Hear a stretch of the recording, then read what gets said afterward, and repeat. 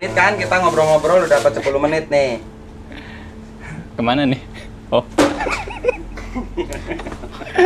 Bus. Ngomong. Ini loh.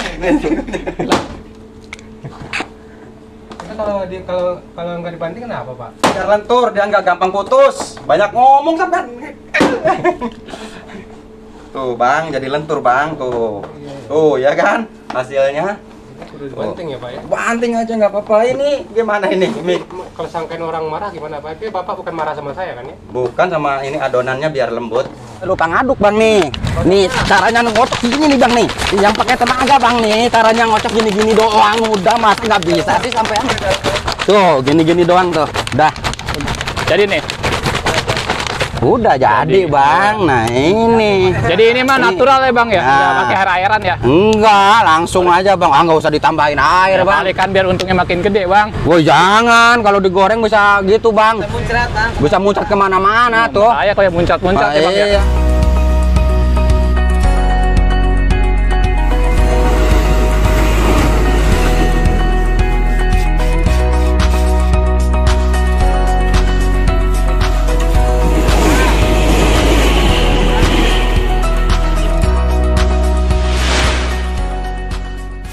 Tala itu sebenarnya ya kepanjangan ya, anak rantau tak takut lapar. Sebelumnya saya ada rencana pingin membuka lapangan pekerjaan, itu memang sudah saya pikirkan karena itu di situ ada cerita tersendiri buat saya. Makanya saya dinamain gimana ini mah kalau nanti kita bisa istilahnya ada partner kerja di sini, itu baru saya namain Artala. Ya kan Artala itu apa? Anak rantau tak takut lapar mah seperti kita yang udah dilakoni masa merintis kita. Kadang kita nggak takut lapar. Kalaupun sekaligus kita nggak nemu nasi, kita berjuang dipuasakan sekalian. Pengalaman ya, pengalaman baru saya merintis ke sini bang. Baru saya merintis ke Bogor sini, baru itu. Apa yang udah saya dapat pengalaman itu memang Artala itu anak rantau tak takut lapar. Saya kesini jatuhnya itu saya merantau. Sempet nggak makan, saya sempet nggak makan, nggak ada nasi. Memang pembekalan saya emang ngepres. Ada uang juga, sisanya naik kereta api itu 90.000 ya, buat itu saya minta ke punya kontrakan gudang ini biar saya nginepin aja gitu kan, kasihan saya bawa istri. Posisi istri hamil, lagi merinya pernah 7 hari ya. 7 hari kagak makan. Ya 7 hari saya puasa. Istri gimana? Ya kalau istri itu kadang ya ke bawah ya, ke bawah. Dia istri itu dalam saya susahnya pun istri itu dia selalu mendampingi, itu aja. Mau di mana saya tidur kalau nggak saya ngambil keputusan seperti itu.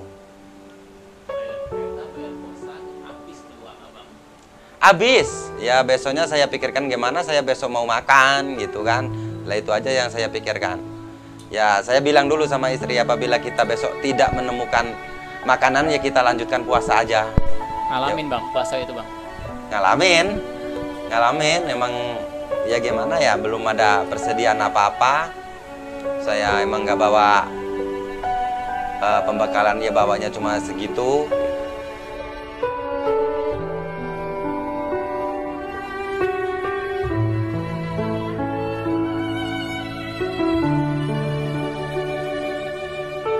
Bang.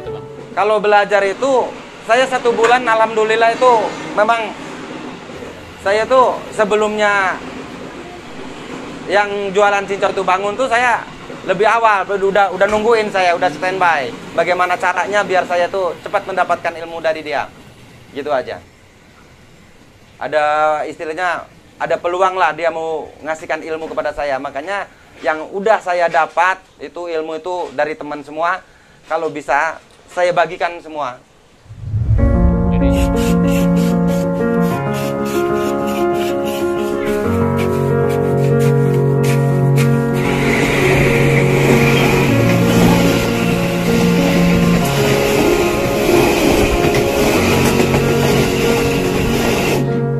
tanpa modal bisa bicara itu seperti ini. Kok Bapak nekat mau jualan? Emangnya Bapak bisa buat belanjanya mana? Ya nanti kalau modal saya bicarakan sama yang di warung itu. Nanti saya pendekatan lah sama tokoh-tokoh yang dekat di sini, dia mempercayai atau tidaknya gitu. Kalau pertamanya itu, makanya kadang saya tanpa modal bisa bicara. Sebenarnya itu. Terus orang warungnya gimana Bang? Kan Ya alhamdulillah, alhamdulillah. Kalau dari orang warungnya, alhamdulillah langsung istilahnya mempercayai, mempercayai. Ya disitulah saya merasa ya Allah, kata saya, Dipermudah. bertambah lagi saudara saya. Ya ada, itu sekarang dia jadi RT kan, jadi RT di sini, Bang Bonar namanya. Bang Bonar. Masih ada yang orang pertama mengasih kepercayaan kepada saya ya Bang Bonar itu. Saya masih ingat sampai sekarang. Mungkin itu nggak bisa lupa itu di dalam sejarah saya. Selaginya saya ini kok bisa mengasih kepercayaan sepenuhnya, mau dari belanjaan, mau dari apa aja, pokoknya nggak apa-apa, yang penting kamu bisa jualan dulu. Nanti bagaimana penghasilan kamu, masalahnya kan nggak usah diinikan lagu, yang penting kamu berjalan dulu gitu aja. Gitu, dari situlah saya mulai berpikiran untuk ke depan, dan setelah itu saya sewa gerobak. Sewa gerobak. Sewa gerobak seharinya dulu 5.000 per hari. Nah, dari situ saya sambil mengumpulkan kayu. Kalau ada kayu sepotong-sepotong itu saya ambilin, dan saya pinjam palu, regaji, saya beli paku. Alhamdulillah saya bisa kebikin roda satu. Punya gerobak sendiri ya. Juga punya gerobak sendiri, dan saya bisa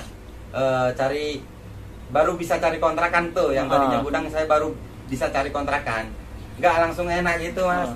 Pernah saya diomongin sama orang, istilahnya temennya pegang roda saya gitu kan, wah kalau kamu jualan itu nanti nggak ada derajatnya dong kamu. Sebenarnya itu ada, saya kan merasa yang jualannya kan, merasa, waduh berarti selama ini saya nggak ada derajatnya gitu kan. Saya cuma dengar aja. Ya paling saya bilangin, tapi seenggaknya jangan seperti itulah kalau bisa gitu kan.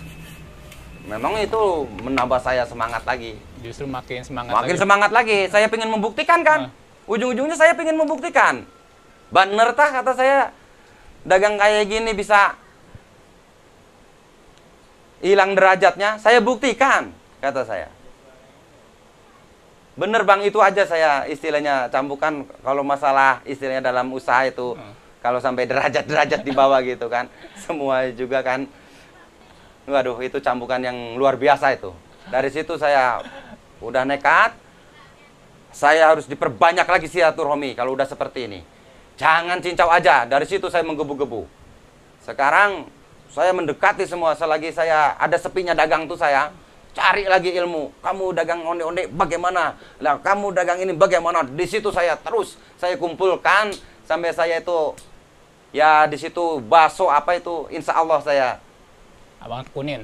Saya tekunin semua bagaimana nanti ininya udah jadi apa belum. Ya saya tuh langsung saya praktekin di rumah itu. Buat tembus 14 gerobak itu butuh berapa lama sih Bang? Itu saya jalankan itu, yang saya jalankan itu 4 tahun. 4 tahun. Lama juga sih Bang ya, lumayan proses ini. Lama juga ya. Iya lama. Awalan tuh ngerekrut istilahnya yang mau gabung sama Abang itu berapa orang tuh Bang? 1 pertamanya. Terus nambah jadi berapa? Dari 1 itu sampai 5. 5. Dari 5 itu langsung datang 9. Jadi 14. Jadi 14. Untuk pengembangan kedepannya, ya udah saya pikirkan lagi. Nah, anak saya di sini yang sudah istilahnya menguasai semuanya, tahu di es cincau, tahu di telur gulung, tahu di sempolan, di onde-onde mini, saya siap untuk di lebarkan lagi usaha ini. Amin ya. Kalau tips saya, ya Kak, apa yang pernah saya jalan ini seperti ini. Pokok utama itu satunya kita itu silaturahmi. Silaturahmi itulah dari situ kita bisa tukar pengalaman kadang dari situ kan, Iya. silaturahmi. Masalahnya saya juga dapat dari ya itu tadi, bagaimana ya caranya bikin ini, bagaimana itulah silaturahmi itu dipentingkan benar. Artinya satu niat, ya kan. Kedua, kita kalau ada kemauan, ya jangan setengah-setengah, harus berani. Daya gedor. Iya, harus berani lah. Iya, harus berani emang. Ya jangan setengah-tengah itu. Ya, yang membawa kita ragu untuk usaha itu kadang ada rasa malu. Mental, Bang. Mental. Ya pokok utama bagaimana kita kalau dari silaturahmi nanti kan yang dari sini seperti ini, yang dari sini seperti ini, disitulah rasa malu kita itu kadang mulai berkurang.